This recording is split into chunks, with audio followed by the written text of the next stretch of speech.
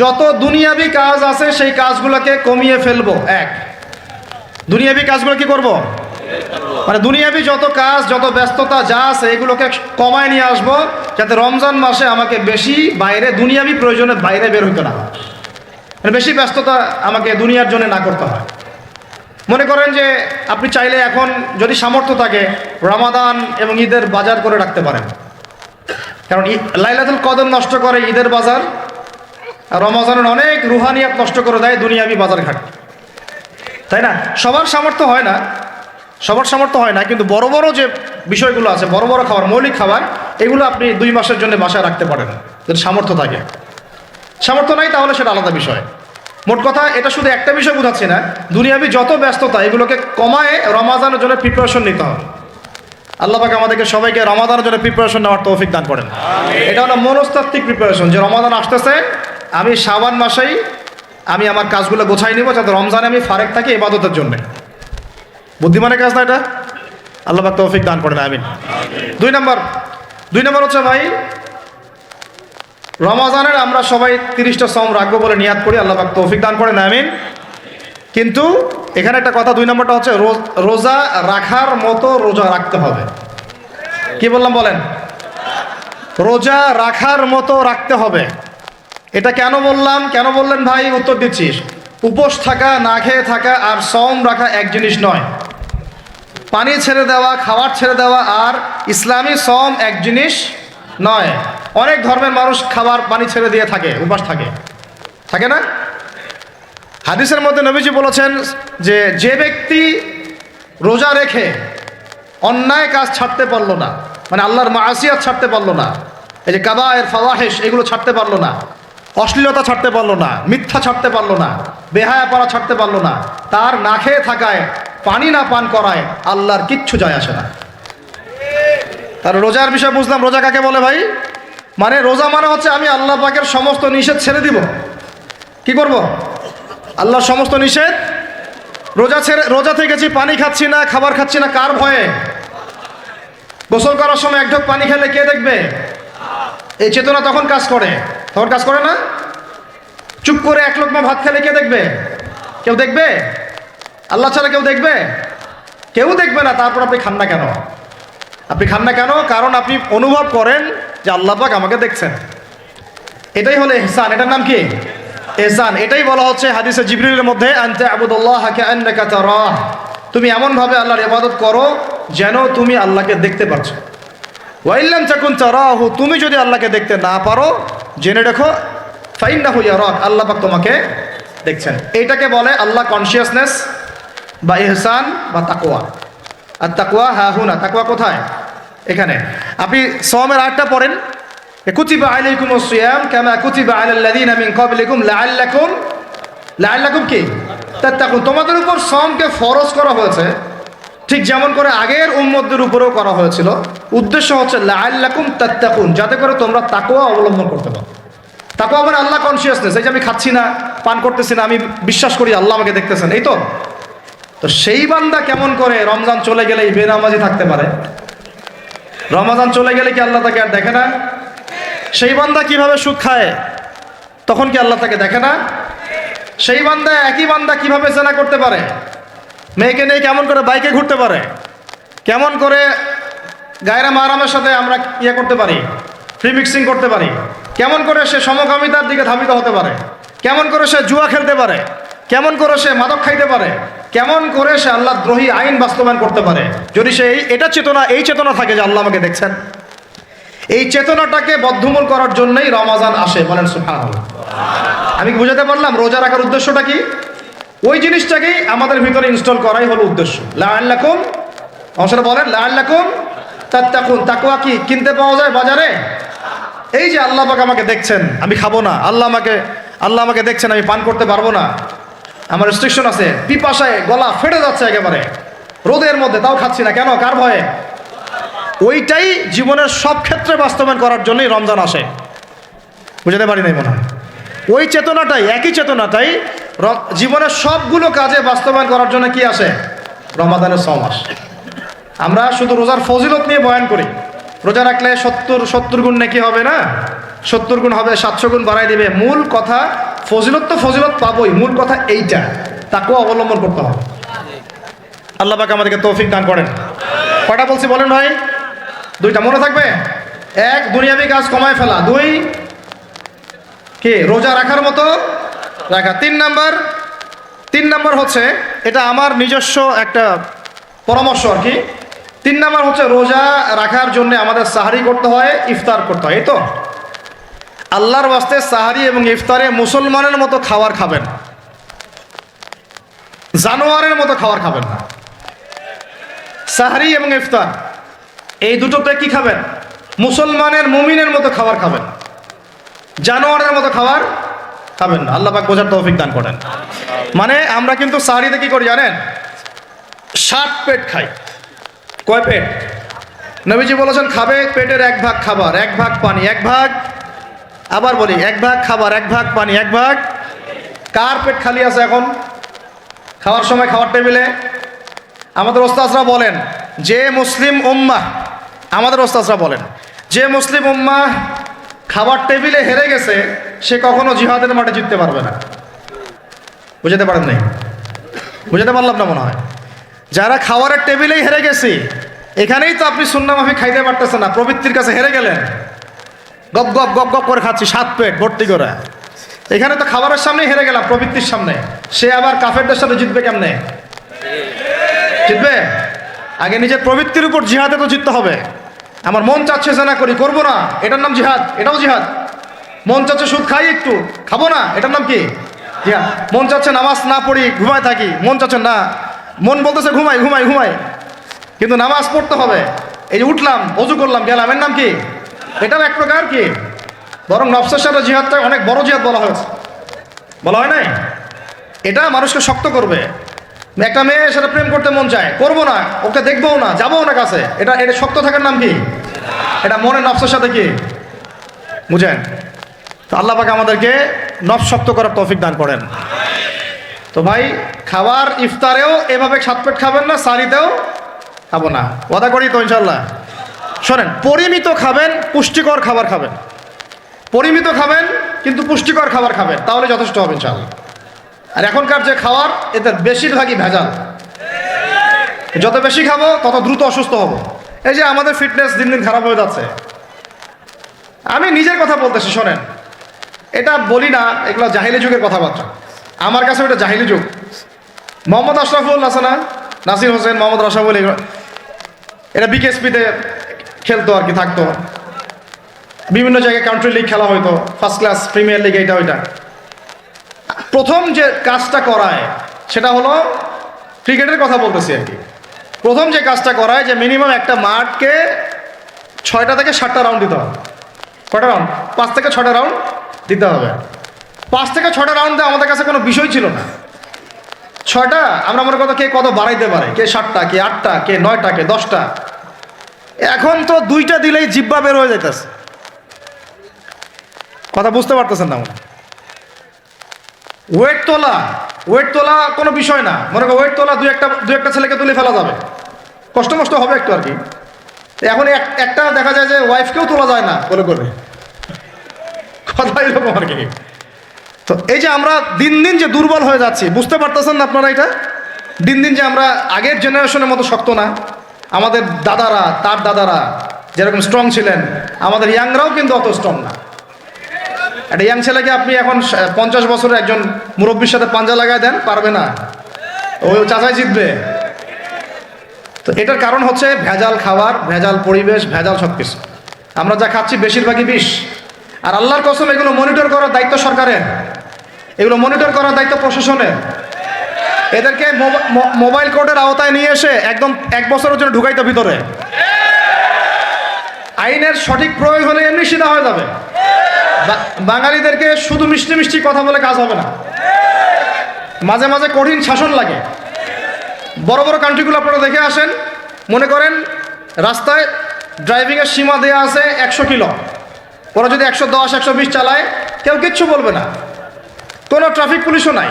মোবাইলে একটা মেসেজ চলে আসবে যে তোমার এই 1500 রিয়াল, 2000 রিয়াল জরিমানা করা হয়েছে, দিবা না, ড্রাইভিং লাইসেন্স বাতিল, ওটা বাতিল তো হবেই, 6 মাসের জন্য জেল খাটবা, বাপ করে টাকা দিয়ে আসবে। টাকা না দিলেও আর ভয়ে চালাবে না, বাবারে বাবা একবার 1500 জেল খাইছি আবার খাওয়া যাবে। আইন শুধু থাকলে হয় না, আইনের একদম কঠোর বাস্তবায়ন থাকতে হবে। এই জিনিসটা যদি থাকে দেখবেন সমাজ ঠিক হয়ে গেছে ইনশাআল্লাহ। আল্লাহ পাক আমাদের সবাইকে কথাটা মন থেকে বোঝার তৌফিক দান করেন। আমরা কি কারো শত্রু? আমরা সবার শুভাকাঙ্ক্ষী। যদি এই জিনিসটা শক্তভাবে বাস্তবায়ন করা যায় দেখবেন খাবারের ভেজাল এমনি বন্ধ হয়ে গেছে। মানুষকে মেরে ফেলতেছে খাবার দিয়ে, আর 3 দিনের বাসি তেল দিয়ে রান্না করছে, বললো একদম টাটকা রান্না, খেয়ে ফেলেন।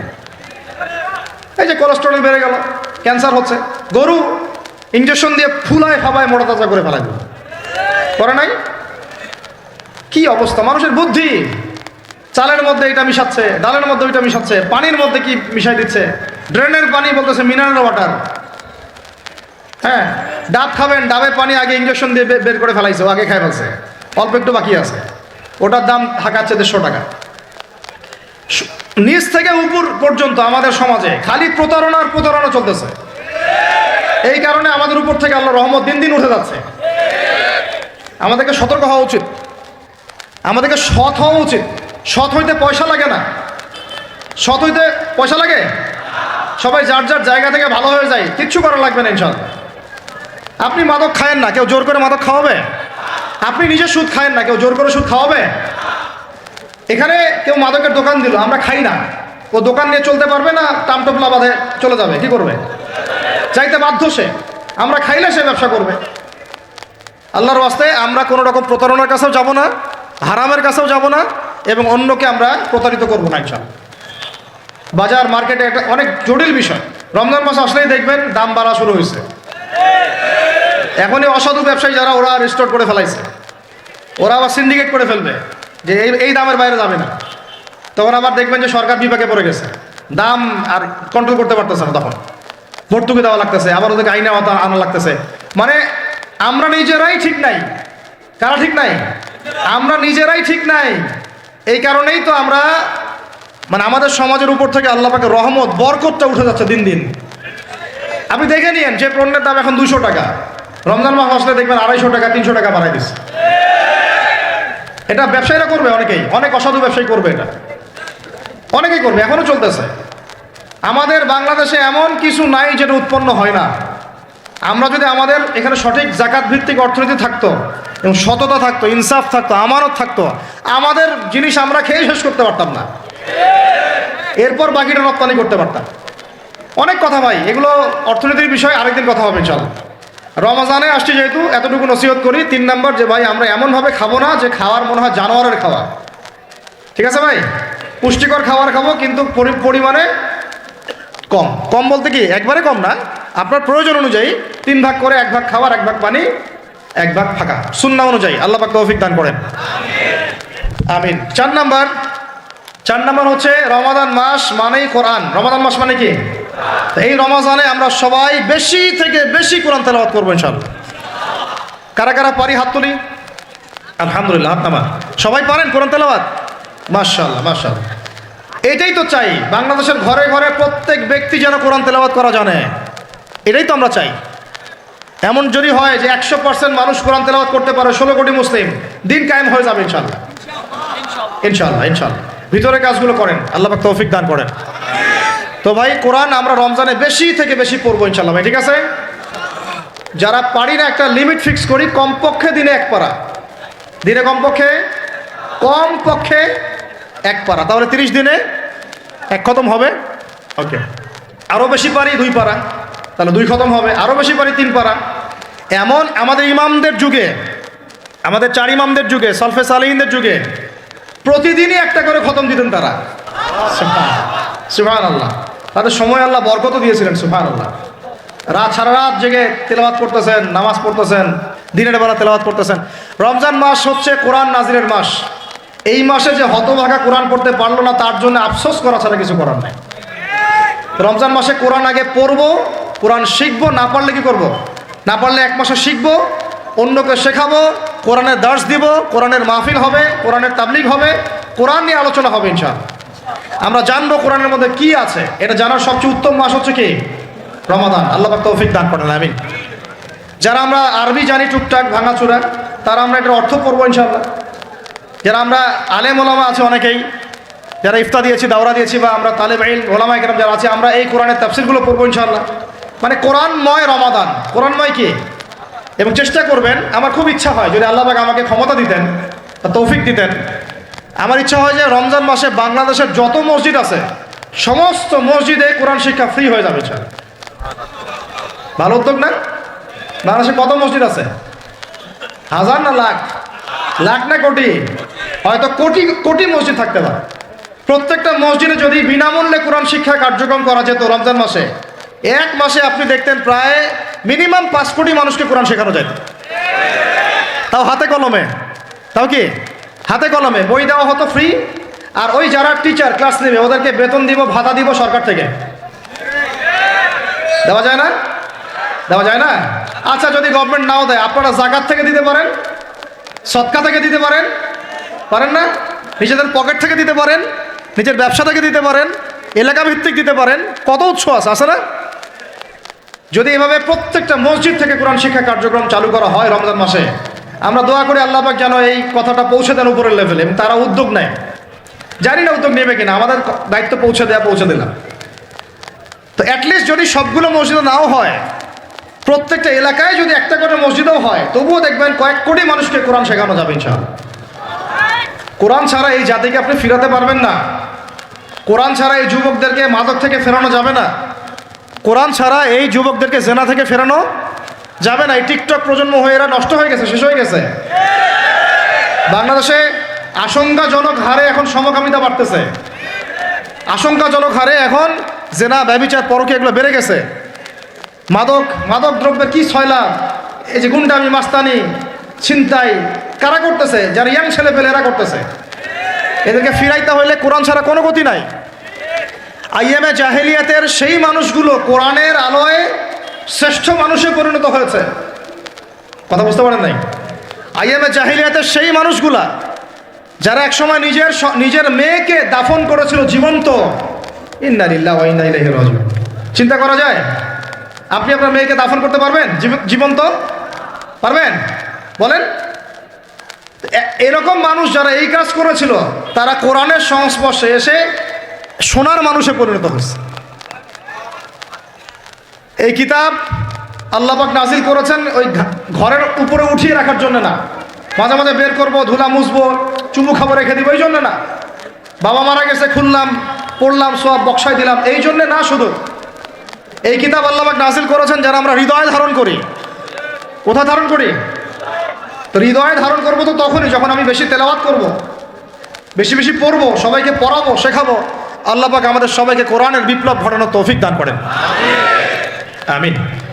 তো প্রিয় ভাইরা, 4 নম্বর কাজ, কোরআন শিখবো, পড়বো, শেখাবো, দর্শ দিব। কোরআনের একদম বিপ্লব রমজান মাসে ইনশাআল্লাহ কোরআনময় রমাদান হবে ইনশাআল্লাহ। রমজান মাসে অন্য কোনো বইও পড়ার দরকার নেই। প্রয়োজনে কোরআন পড়েন, হাদিস পড়েন, আর কোরআন পড়েন। কোরআন এবং হাদিস, অন্য কোনো বই, বিষয়ভিত্তিক বই পড়ার দরকার নাই। আর অ্যাটলিস্ট 1 মাস আপনি না পড়েন। এরপরে আসি 5 নাম্বার। একটু বড় হয়ে যাচ্ছে যদিও, আমি সংক্ষিপ্ত করে গোছাচ্ছি, শোনেন। 5 নাম্বার হচ্ছে রমাদান মাসে, একটু ধৈর্য ধরেন। রমাদান মাসে আমরা ফরজ ইবাদতগুলোকে সর্বোচ্চ গুরুত্ব দিব ইনশাআল্লাহ। যেমন সবার আগে কি? সালাত। এই একটাই বল, সালাত। সালাত নাই, ইসলাম নাই। সালাত নাই, সে ব্যক্তি মুসলিম না। সোজা কথা শোনেন, সালাত অস্বীকার করে সে ব্যক্তি মুসলিম না। নবীজি বলছেন, মান তারাকা সালাতান মুতাআম্মিদান ফাকাদ কাফারা। কেউ যদি ইচ্ছা করে সালাতকে অস্বীকার করে, ছেড়ে দেয়, সে ব্যক্তি কি হয়? কাফারা, কুফরি করে।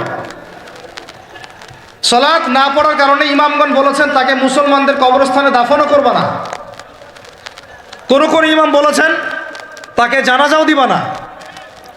কোন কোন ইমাম বলেছেন তাকে জেলখানায় বন্দি করে রাখবা। কোন কোন ইমাম বলেছেন তাকে মৃত্যুদণ্ডের শাস্তি দিবা। আমি এমনি এমনি বলতেছি না, ইমামদের কওলগুলো পড়ে দেখেন। নামাজ না পড়াটা যেমন তেমন পাপ না তো, ইচ্ছা হইলে পড়লাম, ইচ্ছা হইলে পড়লাম না, এমন না। যারা নামাজি তারাও যদি নামাজে সচেতন না হয়, তাদের জন্যও শাস্তি আছে। নাউযুবিল্লাহ। ফাওয়াইলুল লিল মুসাল্লিন আল্লাযীনা হুম আন সালাতিহিম সাহুন আল্লাযীনা হুম ইউরাউনা ওয়া ইয়ামনাউনাল মাউন। এখানে বলা হচ্ছে মুসল্লিদের জন্য দুর্ভোগ। যে মুসল্লিরা নামাজ সম্পর্কে গাফেল, উদাসীন, আবার যারা মানুষকে দেখানোর জন্য নামাজ পড়ে এবং এই যে ছোটোখাটো সাহায্য করতে অস্বীকৃতি জানায়, সূরা মাউন পড়েন, তাহলে মুসল্লিদের জন্য গাফেলতির যদি শাস্তি হয়, তাহলে যারা পড়ে না ওদের কি হবে বলেন?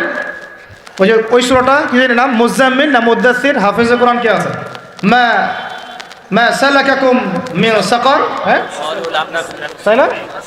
সূরা মুজাম্মিল না মুদ্দাসির, মা সালাকাকুম ফি সাকার, মা সালাকাকুম ফি সাকার। জাহান্নামে যখন ঢুকানো হবে, এই ফেরেশতারা জিজ্ঞাসা করবে, কিসে তোমাদেরকে জাহান্নামে নিয়ে আসলো, কি পাপ করছিলা? তারা বলবে, তখন তারা বলবে ক্বালু, তারা বলবে, ওই জাহান্নামীরা বলবে লাম নাকু মিনাল মুসাল্লিন। কি বলবে তারা? লাম নাকু মিনাল মুসাল্লিন, আমরা মুসল্লি ছিলাম না, আমরা নামাজ পড়তাম না। তাহলে বেনামাজির পরিণতি কি বলেন? জাহান্নাম। ওয়ালাম নাকু নুতঈমুল মিসকিন, আর আমরা মিসকিনদেরকে খাবার দিতাম না। সুবহানাল্লাহ। আল্লাহ পাক আমাদেরকে সালাত আদায় করার তৌফিক দান করেন। রমাদান মাসে শক্ত করে নামাজ ধরবেন ইনশাআল্লাহ, আল্লাহ পাক তৌফিক দান করেন। 5 ওয়াক্ত নামাজ চেষ্টা করব জামাতে পড়ার জন্য। যদি জামাত ছুটেও যায় তাও পরে জামাত করে নেবেন, সেটাও না পড়েন অ্যাটলিস্ট বাসায় পড়বেন। রাজি আছেন? এই যুবকরা কি হলো, বসো বসো, অল্প সময় বসেন।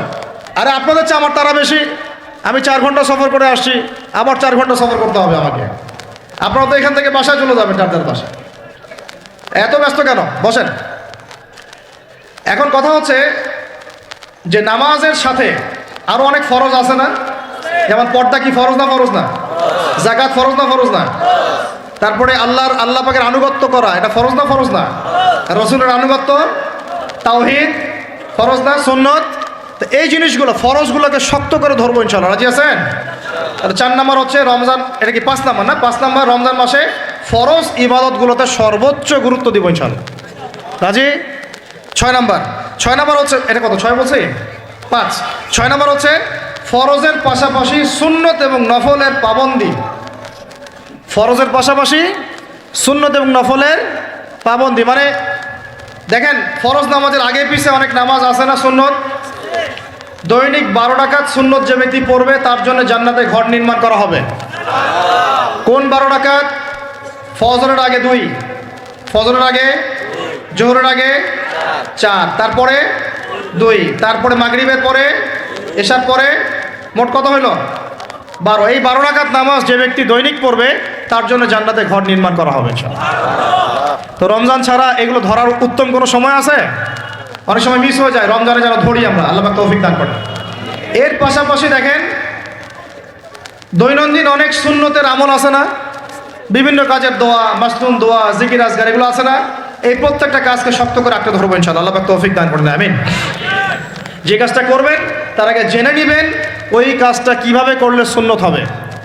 সকালে উঠে এক দৌড় দিয়ে বাথরুমে যাবেন না, উঠে আগে বসবেন, চোখ ঘষবেন, মুখ থেকে ঘুমের ভাব দূর করবেন, তারপরে বলবেন আলহামদুলিল্লাহ আল্লাযী আহইয়ানা বা'দা মা আমাতানা ওয়া ইলাইহিন নুশুর। তারপরে আপনি যাবেন আস্তে আস্তে বাথরুমে, বাম পা দিয়ে ঢুকলেন, ইস্তেঞ্জা করলেন, ডান পা দিয়ে বের হবেন। ঢোকার সময় দোয়া আছে, আল্লাহুম্মা ইন্নী আউযু বিকা মিনাল খুবসি ওয়াল খাবাইস। বের হওয়ার সময় আলহামদুলিল্লাহ আল্লাযী আযহাবা আনিল আযান ওয়া আফানি উফরানাকা, দোয়া আছে। এগুলো সুন্নাহ মোতাবেক কাজ করবেন, বুঝাতে পারতেছি? কাপড় পরবেন, যে কোনো কাপড় পরবেন না, যে কাপড় যে সুন্নত নবী পরতেন সেই সুন্নত পরবেন। চেহারা নবীর মতো হতে হবে, ক্লিন শেপ চেহারা চলবে না, ক্লিন শেপ চেহারা চলবে না। অনেকে মনে করেন যে এটা তো ফরজ কিছু না, এত তাচ্ছিল্য করেন কেন? এটাকে শেভ করা মানে হলো নবীর সুন্নতকে জবাই করা। বুঝাতে পারি নাই? এক মুষ্টি রেখে কাটেন, সেটা আলাদা ইস্যু, আলাদা মাসআলা। কিন্তু পুরুষের চেহারায় দাঁড়িয়ে থাকতেই হবে, মাস্ট বি। পোশাক আশাক থাকতেই হবে নবীর মতো। আমরা আমাদের সংস্কৃতি নিয়ে গর্বিত না? গর্বিত না? ইসলামিক সংস্কৃতি কোনো দেশ, জাতি, বর্ণ নির্দিষ্ট করে আছে না? সবার জন্যে। আমাদের নবী কি আরবদের নবী না পুরো বিশ্বের নবী? তাহলে আমাদের নবীর সুন্নত কি শুধু আরবরা পালন করবেন, আমরা সবাই করব?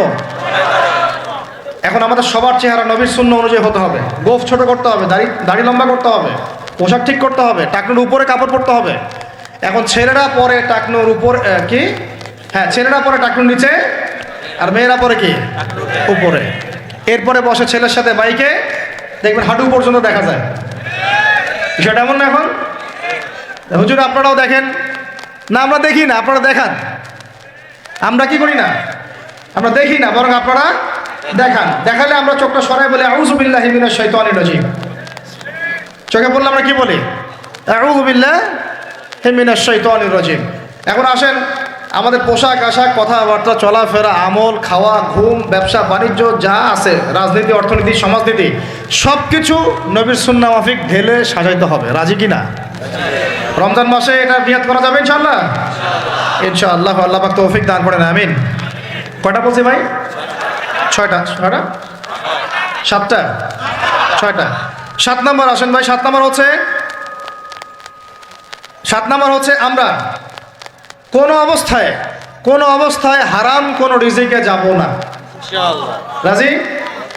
রোজা রাখতেছেন, ইবাদত করতেছেন, নামাজ পড়তেছেন, তারাবি পড়বেন, অনেক কিছু করবেন। এবার এদিকে রিজিকে সুদ, এদিকে রিজিকে ঘুষ, রিজিকে এখানে দুর্নীতি, এখানে করাপশন, এখানে বাপে কম দেওয়া, একটা ইবাদতও কবুল হবে না। হারাম রিজিক থাকলে বিশ্বাস করেন, আমি এমনি কথা বলতেছি না। নবী সাল্লাল্লাহু আলাইহি ওয়াসাল্লাম বলেছেন, ইন্নাল্লাহা তাইয়্যিব লা ইউকবালু ইল্লা তাইয়্যিব। আল্লাহ পবিত্র, আল্লাহ পবিত্র ছাড়া গ্রহণ করেন না, কবুল করেন না। মুসাফিরের দোয়া আল্লাহ ফিরায় দেন না। সেই মুসাফির যদি হারাম খায়, সেই দোয়াও কবুল হচ্ছে না।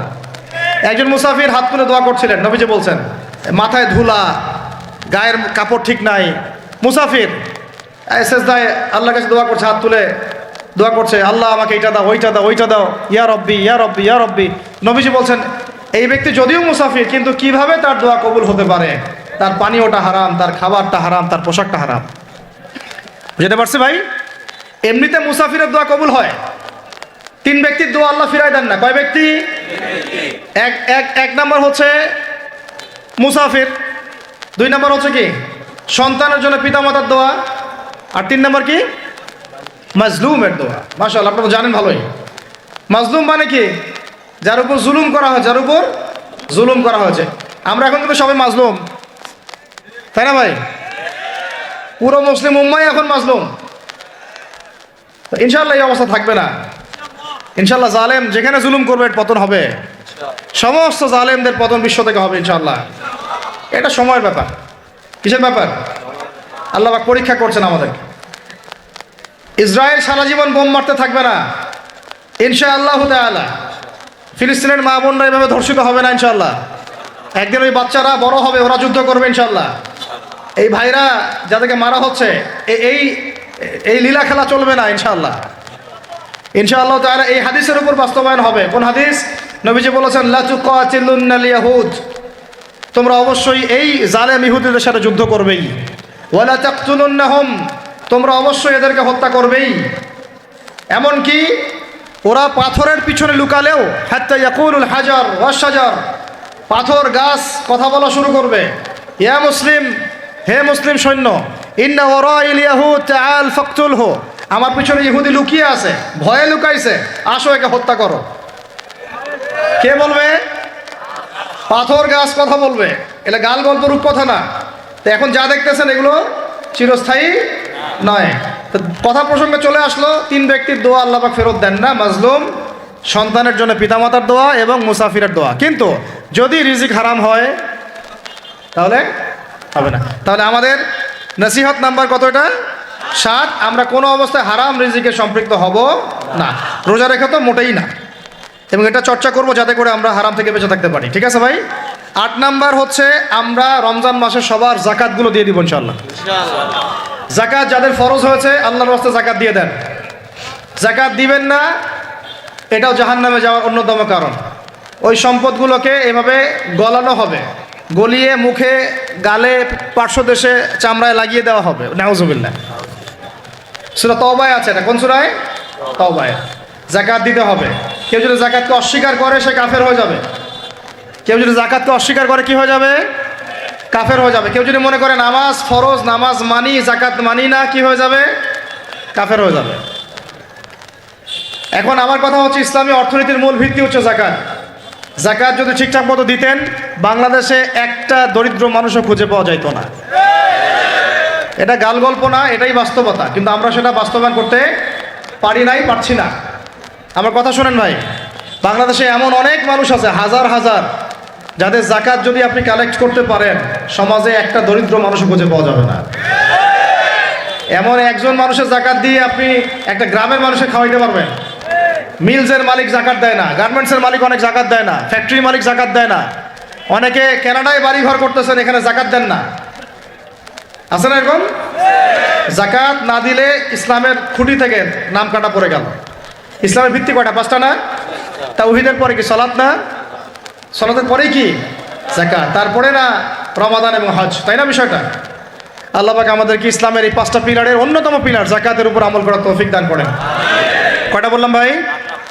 8টা। 9 নাম্বার হচ্ছে জাকাত যাদের ফরজ হয় না। আচ্ছা, জাকাত সম্পর্কে 2টা কথা। জাকাত কিন্তু সোনারও জাকাত আসে, রূপারও জাকাত আসে, এই গবাদি পশুরও জাকাত আসে, আবার কৃষি জমিরও কিন্তু জাকাত আসে। কৃষি জমির ফসলের কি হয়? জাকাত আসে, ওটাকে ওসর বলা হয়। আমরা অনেকে এটা জানিও না। ওলামায়ে কেরামদের সাথে পরামর্শ করবেন, আপনার সম্পূর্ণ জাকাত আসছে কি না, এটা নিসাব পরিমাণ হলে বের করে ফেলতে হবে। আল্লাহ পাক আমাদেরকে জাকাতগুলো বের করার তৌফিক দান করেন। আচ্ছা, আর জাকাত দিবেন এমন জায়গায় যেখানে দিলে দিনের খেদমত হচ্ছে। ইন্নামা সাদাকাতু লিল ফুকারা ওয়াল মাসাকিন ওয়াল আমিলিনা আলাইহা ওয়াল মুআল্লাফাতি কুলুবুহুম, আয়াত আছে না? ওয়া ফির রিকাব, এটা সূরা তাওবায় আছে না? সূরা তাওবার 60 নম্বর আয়াত। কত নম্বর? 60। সূরা তাওবার কত নম্বর? এই সূরার 60 নম্বর আয়াতে জাকাতের 8টা খাত বর্ণিত আছে। এই যে কোনো খাতে আপনি দিতে পারেন, তবে আমার পরামর্শ দিনের রাস্তায় ফি সাবিলিল্লাহ এগুলোতে জাকাত দিলে ভালো হবে, আত্মীয়দেরকে দিলে ভালো হবে, মিসকিনদেরকে দিলে ভালো হবে ইনশাআল্লাহ। আল্লাহ পাক তৌফিক দান করে দেন। তো এটা হলো 8। 9 নাম্বার হচ্ছে 9 না 8? 8 শেষ হলো। 9 নাম্বার। 9 নাম্বার, জাকাত ছাড়াও আমরা বেশি বেশি দান সদকা করবো ইনশাআল্লাহ। রমজানে বেশি বেশি সদকা করবেন, বেশি বেশি সদকা। মানে সদাকার এমন ক্ষমতা আছে যে আপনার তাকদিরে মনে করেন একটা বিপদ লেখা আছে, মনে করেন তাকদিরে একটা বিপদ আছে, আপনি এখানে সদকা করছেন, এই সদাকার ওসিলাতে আল্লাহ পাক আপনার এই বিপদটা দূর করে দিতে পারেন। একটা রোগ হয়েছে, বিপদে পড়ে গেছেন, এখন যদি গোপনে গোপনে সদকা করতে থাকেন এবং ওই ওসিলায় আল্লাহর কাছে দোয়া করেন যে আল্লাহ এই সদকার ওসিলায় আমার এই বিপদটা তুমি কাটায় দাও, আল্লাহ কাটাই দেবেন।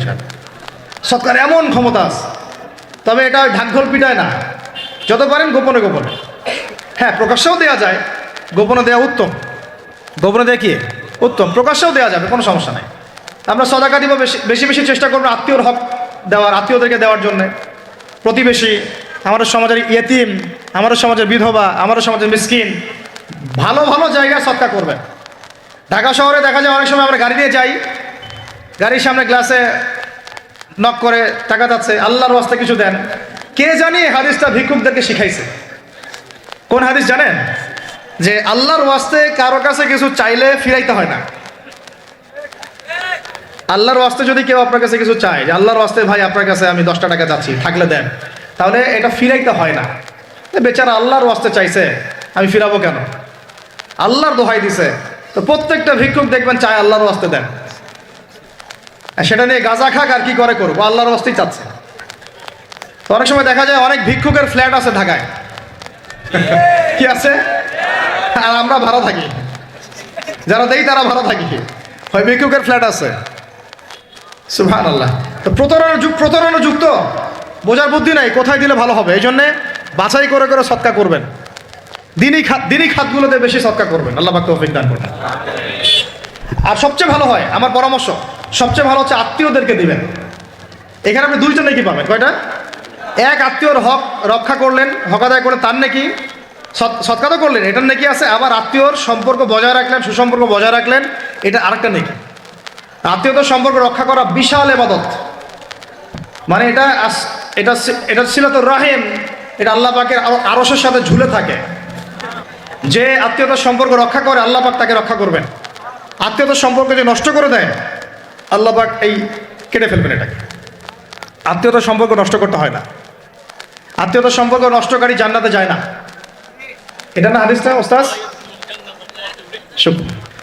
লা ইয়াদখুলুল জান্নাতা কাতিউর রহিম, মানে আত্মীয়তার সম্পর্ক, রক্তের সম্পর্ক যারা কাতি মানে কেটে ফেলে, তারা জান্নাতে যাবে না। তো প্রিয় ভাইরা, আমরা আত্মীয়তার সম্পর্ক রক্ষা করবো ইনশাল্লাহ। এখন আত্মীয়দের মধ্যে সবাই একরকম হয় না, এক এক মানুষ এক এক বুঝের।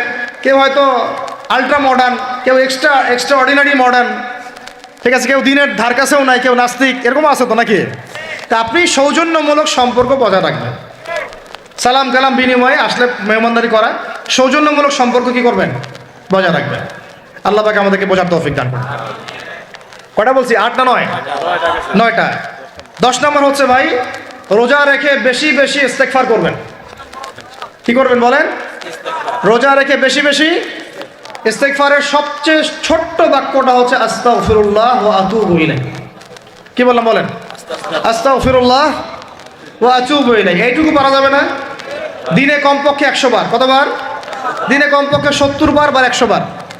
দিনে কমপক্ষে 70 বার বা 100 বার। আরও বেশি পারলে আরও ভালো। ওই যে হিসনুল মুসলিম একটা বই আছে না, বা কিতাবুজ জিকির, কিতাবুদ দোয়া, আল আসকার, এমন অনেক বই পাওয়া যায়। এই বইগুলো কিনবেন, ওখানে দেখবেন অনেক জিকির আজগার দেওয়া আছে, দৈনন্দিন জিকির আজগার দেওয়া আছে, তাসবিহ তাহলিল দেওয়া আছে, সকাল সন্ধ্যার মাসনুন দোয়াগুলো দেওয়া আছে। এগুলো মুখস্থ করেন। কিছু হলেই হুজুর দোয়া করে দেন, হুজুর ফু দিয়ে দেন, হুজুর পানি পরা দেন। আগে হুজুরের উপর ডিপেন্ডেন্সি কেন আপনার? নিজে আল্লাহর কাছে চাওয়া শিখেন। সেজদায় গিয়ে আল্লাহকে বলেন, আল্লাহ আমার অসুস্থ, আমি অসুস্থ, আমাকে শেফা দাও। সেজদায় গিয়ে বলেন, আল্লাহুম্মা আতিনা ফিদ দুনিয়া হাসানা ওয়া ফিল আখিরাতি হাসানা ওয়া কিনা আযাবান নার। হাত উঠান, আল্লাহকে বলেন, আল্লাহ আল্লাহুম্মা আইননি আলা যিকরিকা ওয়া শুকরিকা ওয়া হুসনি ইবাদাতিক। আল্লাহকে বলেন, ইয়া শাফি, ইয়া আল্লাহ, ইয়া রহমান, ইশফিনি, আমাকে শেফা দান করেন। আগে আল্লাহর সাথে কথা বলা শিখেন, তাই না ভাই? তারপরে দোয়া নিবেন, পানি পরাও নিতে পারেন, ঝাড়ফুঁক দিতে পারেন, সেটা আছে বৈধতা অবশ্যই, এটাও ঠিক আছে। কিন্তু আগে আপনি আল্লাহকে চিনতে শিখেন। বেশি বেশি রোজা রেখে ইস্তেগফার করবেন। আল্লাহ পাক তৌফিক দান করেন, আমিন। একটা বইয়ের নাম বলেছে হিসনুল মুসলিম, আল আসকার, কিতাবুদ দোয়া, এরকম অনেকগুলো বই আছে বাজারে। এগুলো কিনে বাসায় মুখস্থ করার চেষ্টা করেন। আল্লাহ পাক তৌফিকের আয়াত করেন, বলি আমিন। কয়টা বললাম? 10টা। 11 নম্বর, আসলে আমার মার্কিংটা উল্টা পাল্টা তো বুঝতে পারতেছি না, ঠিক আছে? 11 নম্বর হচ্ছে, শোনেন, 11 নম্বর হচ্ছে, দেখেন, কোরআন খুলবেন, দেখবেন প্রথমে রোজার প্রসঙ্গ যেখানে আসছে, কুতিবা আলাইকুমুস সিয়াম, সেখানে আগে আসছে সিয়ামের কথা, তারপরে আসছে শাহরুর রমাদান আল্লাযী উনজিলা ফীহিল কোরআন, কোরআনের কথা, তারপরে আবার আসছে ওয়াইদা সাআলাকা ইবাদি আন্নী ফাইন্নী করিব, দোয়া করার কথা। সুবহানাল্লাহ। কিসের কথা? প্রথমে আসছে রোজা রাখার কথা, তারপরে কোরআনের কথা, তারপরে আল্লাহর কাছে কি করার কথা? দোয়া করার কথা। যখন আমার বান্দারা তোমাকে জিজ্ঞাসা করে, যে আমার সম্পর্কে জিজ্ঞাসা করে, ওয়াইদা সাআলাকা ইবাদি আন্নী, বলো ফাইন্নী করিব, আমি কাছেই আছি, উজিবু দাওয়াতাদ দাঈ ইযা দাআন, দোয়াকারী যখন দোয়া করে আমি তার দোয়া শ্রবণ করি। সুবহানাল্লাহ। ফালিয়াস্তাজিবু লি ওয়াল ইউমিনু বি, আমি তার দোয়া শুনি, অতএব সেও যেন আমার কথা শুনে। সুবহানাল্লাহ। এবং আমার প্রতি ঈমান নিয়ে আসে। তাহলে রোজা রেখে বেশি বেশি কি করব বুঝে ফেলছেন? কি বলেন? দোয়া করবেন। কোরআনের পরে কিসের কথা আসছে? রোজাদারের দোয়া ফেরত দেওয়া হয় না। দোয়া কবুল হওয়ার অন্যতম একটা অস্ত্র হচ্ছে রোজা রেখে দোয়া করা। কেমন করে ফেরত দিবে? আল্লাহর জন্য আমরা না খেয়ে আসি, তাই না? আল্লাহ পাকের মায়া হবে না, দয়া হবে না?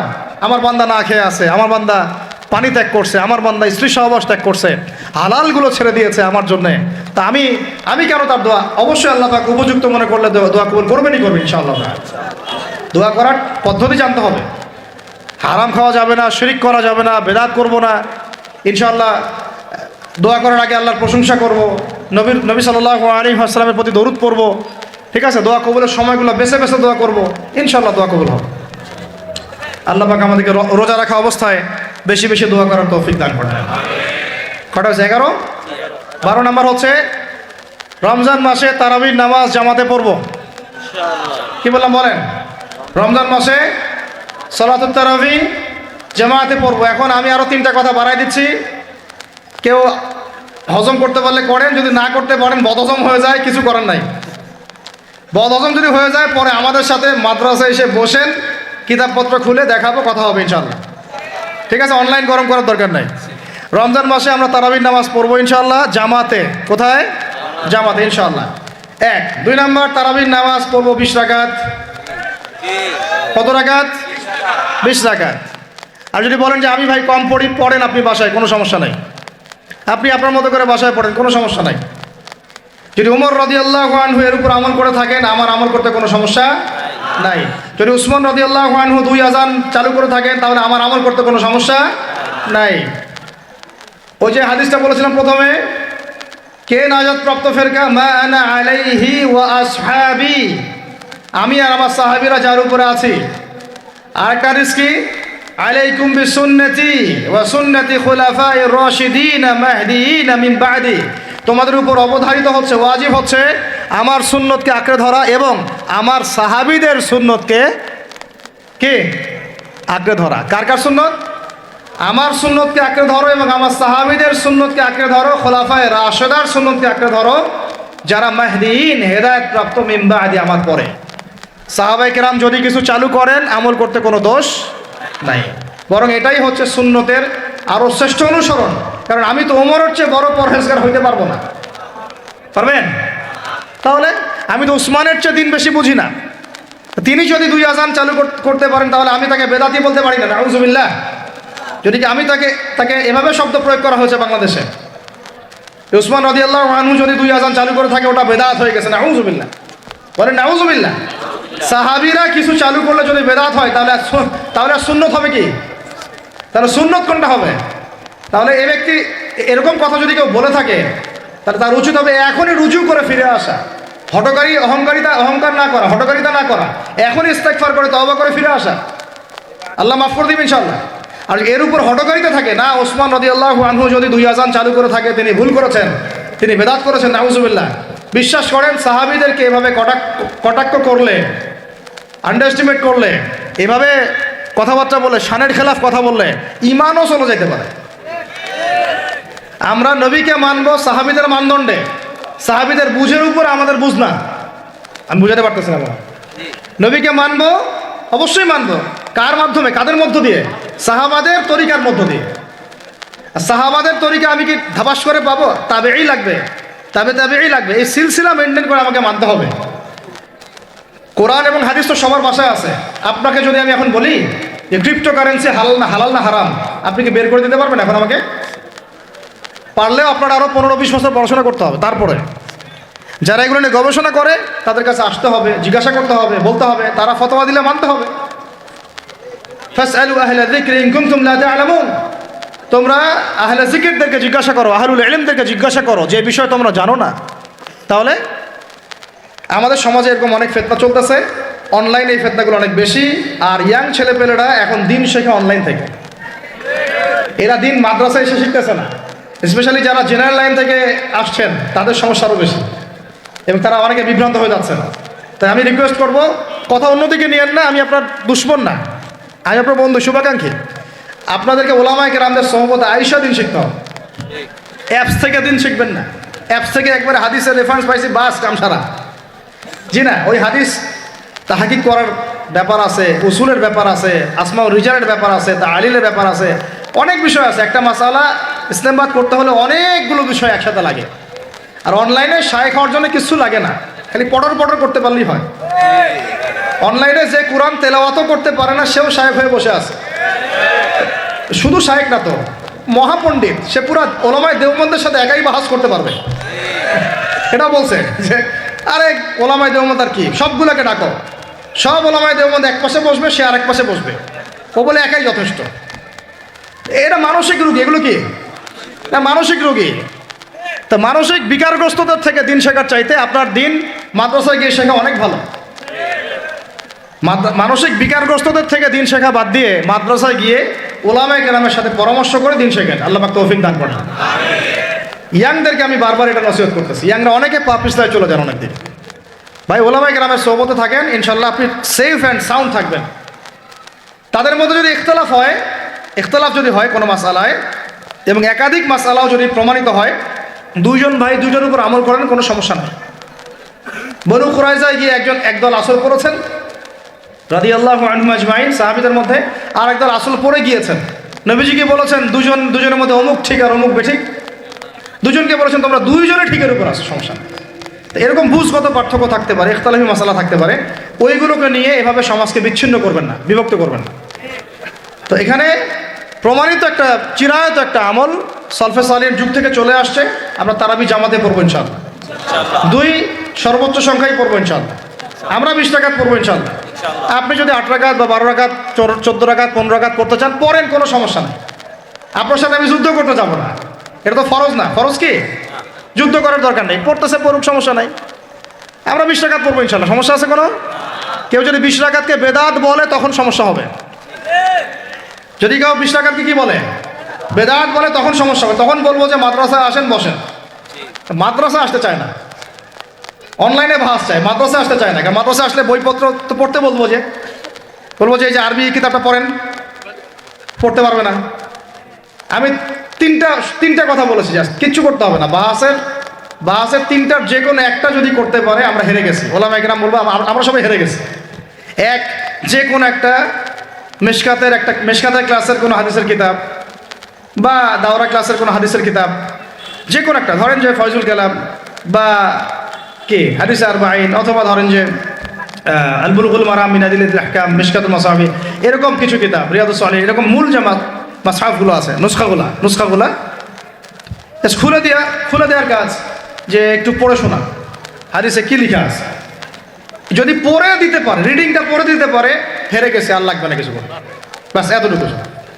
আর যদি বলে যে না এটা পারতেছি না, তা আরও সহজ করে দিচ্ছে, তাহলে আল্লাহর কিতাব খুলে দেয়া। আল্লাহর কিতাব খুলে যে কোনো একটা পৃষ্ঠা খুলে দিয়ে খালি বলবো যে এই পৃষ্ঠাটার একটু অর্থটা বলে শোনা। এই যে এই পৃষ্ঠাটার খুললাম, এটা কোন সূরা? সূরা কলম। ইন্না রাব্বাকা হুয়া আ'লামু বিমান দাল্লা আন সাবিলিহি ওয়া হুয়া আ'লামু বিল মুহতাদিন। এইভাবে ফালা তুতি'ল মুকাযযিবিন ওয়াদ্দু লাউ তুদহিনু ফায়ুদহিনুন, এখান থেকে শেষ পর্যন্ত ক্বালু ইয়া ওয়াইলানা ইন্না কুন্না তাগিন।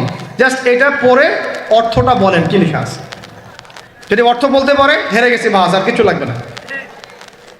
এটাও যদি না পারে, তৃতীয় অপশন, লাস্ট, যে কোনো একটা পৃষ্ঠা খুলে বলবো যে ভাই, হে আমার দিনী ভাই, মুসলিম ভাই, শুধু এইটাকে রিডিংটা পড়ে শোনান, অর্থও করতে হবে না, সহি শুদ্ধভাবে। যদি পড়তে পারেন, হেরে গেছি, বাস। আর কিছু বলতে পারবো? আর কিছু বলার আছে? ব্যাস।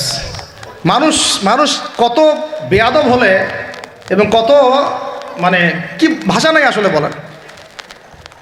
একজন আলেমকে বলতেছে সে নাইট বয়, একজনকে বলতেছে কিউট বয়, একজনকে বলতেছে সে কি প্লে বয়, টাইটেলগুলো বের করে আনতেছে। আলেমদেরকে বলতেছে অমুক আলেম হচ্ছে প্লে বয়, অমুক আলেম হচ্ছে নাইট বয়, অমুক আলেম হচ্ছে কিউট বয়। আস্তাগফিরুল্লাহ। বেয়াদবি। কারণ কোরআন হাদিসের কিতাব, আদব, তাজকিয়া, এগুলো তো এক জিনিস না। ওলামা কেরামের সাথে থাকলে আদব আর তাজকিয়া শেখা যায়। ওলামা কেরামের সোহবতে থাকলে কি হয়? আদব শেখা যায়, তাজকিয়া শেখা যায়। এলেম থাকলে তো আদব আসে না।